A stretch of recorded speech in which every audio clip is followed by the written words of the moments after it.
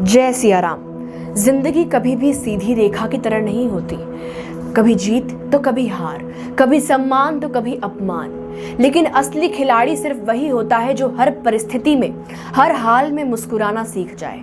खुश रहना परिस्थिति पर निर्भर नहीं करता, बल्कि खुश रहना तो एक निर्णय है। और आज के इस वीडियो में हम उन्हीं 3 तरीकों के बारे में बात करेंगे जिनको अपना करके, जिनको महसूस करके आप अपने आप को इतना मजबूत बना सकते हैं कि चाहे हालात जैसे भी हों, आपके जीवन में चाहे कैसी भी परिस्थितियां हों, आपके चेहरे से वो मुस्कुराहट कभी भी नहीं हटेगी। तो इस वीडियो को एंड तक ज़रूर देखिएगा। और अगर आप चैनल पे नए हैं तो सब्सक्राइब करना बिल्कुल भी मत भूलिएगा। और अगर आपने कर दिया है तो बहुत बहुत धन्यवाद आपका।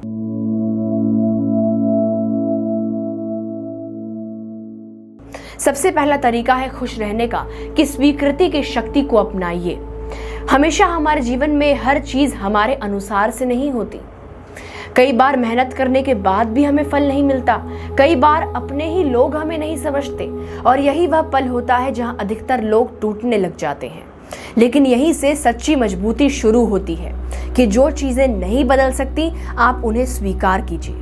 स्वीकृति की शक्ति को अपनाना हार मानना नहीं है, बल्कि यह समझना है कि परिस्थिति से लड़कर अपनी ऊर्जा को बर्बाद करने से अच्छा है कि हम अपने आप को मजबूत बनाएं।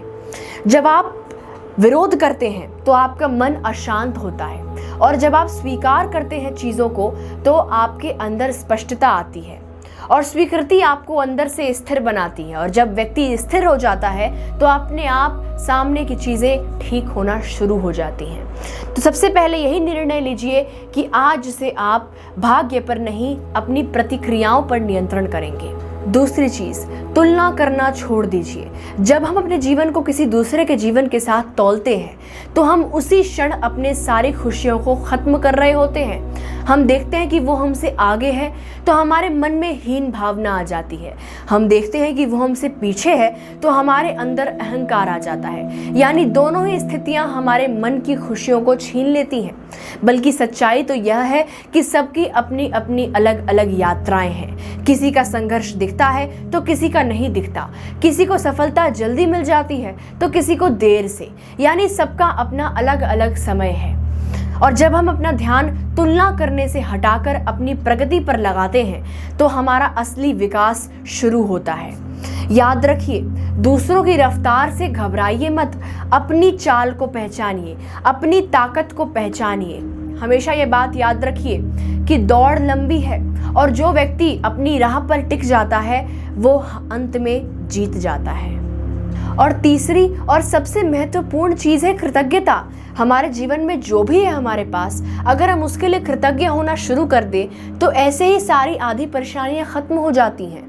क्योंकि अक्सर हमारा मन उन चीज़ों पर अटक जाता है जो चीज़ें हमारे पास नहीं हैं। जैसे पैसा कम है, अवसर कम है, सहयोग कम है।